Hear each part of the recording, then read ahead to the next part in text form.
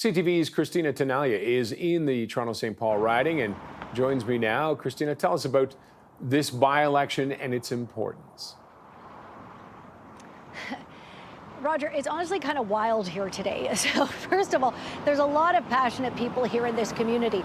Certainly a fair number of them that we've chatted with see this as an opportunity for change. This has been a Liberal stronghold for 31 years. So this is considered a referendum on Justin Trudeau and the Liberals, not only by pundits and, by some of the political parties, the opposition, for example, but by people who live in this riding. There's a gentleman I spoke with, and he's lived here for quite some time. He's older, and I said to him, what is the main issue impacting people in this riding? And he said, Justin Trudeau. That's what he said. And it's something people shout out at us as we're standing here in Midtown Toronto outside this polling station. The other thing that is sort of wild about here today, and I use the word wild and you'll see why, there is something like 84 candidates on this ballot. Yes, for a by-election, for the selection of one MP. Something like 76 of them are part of a protest for electoral reform. I actually chatted with one of the independent candidates right now who said he's a lawyer here in the city. He says, look, he knows he's not going to win, but he wanted to get the message out to the community about how he feels about electoral reform. And he said he got some very thoughtful messages from people in the community saying, look, I'm not going to vote for you, but I appreciate your sort of thoughtful literature that you handed out. So 76 of some of the 84 candidates on the ballot are independents as part of this sort of electoral reform protest. Let me tell you about some of the other candidates. The Liberal candidate, Leslie Church, she's the former chief of staff to Chrystia Freeland, the of course, deputy prime minister, finance minister, and an MP of a neighboring riding here. She says, look, when things get tough, you don't throw the baby out with the bathwater, you work to improve things. The Conservative candidate, Don Stewart, his background is in finance. I mean, I've been standing here and people shout out at me, vote Conservative. Then there's the NDP candidate, Amrit Parhar, who has lived in this riding, I believe she said most of her life is what she told me.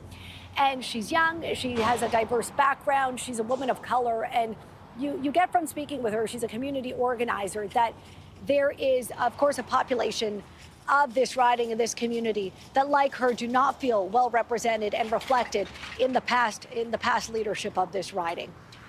So when I chatted with our chief political correspondent, Vashi Capellos, earlier, she says, even the Conservatives she's chatted with, while they're hopeful, they do not see this riding being flipped to Tory blue. But I'm telling you, if you stand here and you conduct an unscientific survey, standing here in this polling station, and again, this is just one section of this riding, people here tell us they're very frustrated with the Liberal government, and they're happy to vote out the Liberal candidate.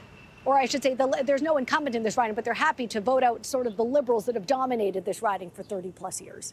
It has been a dynasty, and that would be a sea change if the Conservatives could take it. Yeah. What else are the voters saying to you? So let me give you a perspective, Roger, about the demographics here. You live in Toronto, but for other viewers across the country, I want to point out this is considered an affluent riding. Just down the street, I've been mentioning St. Michael's College, the well-known all-boys private school, for example, steps away. So, there's multi-million-dollar homes, some historic residences as well. But when we look at the demographics, 60% of people who live in this riding are renters. It gives you a bit of a look at the changing landscape. About 11 to 15% of people who live in this riding are Jewish. And I point that out because this is an issue at the ballot box. It's an issue with the people we've been chatting with. And certainly the ongoing conflict in the Middle East is something that people reflect on when they make a decision about who is going to represent them.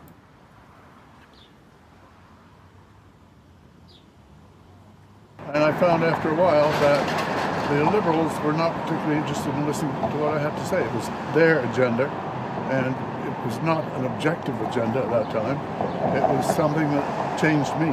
I'm hopeful that we get the Conservative change today, yes, in this riding. It'll give an indicator to Trudeau that maybe he's not doing the right thing. Okay, so we want to share with you a comment or two, some of the people we've chatted with.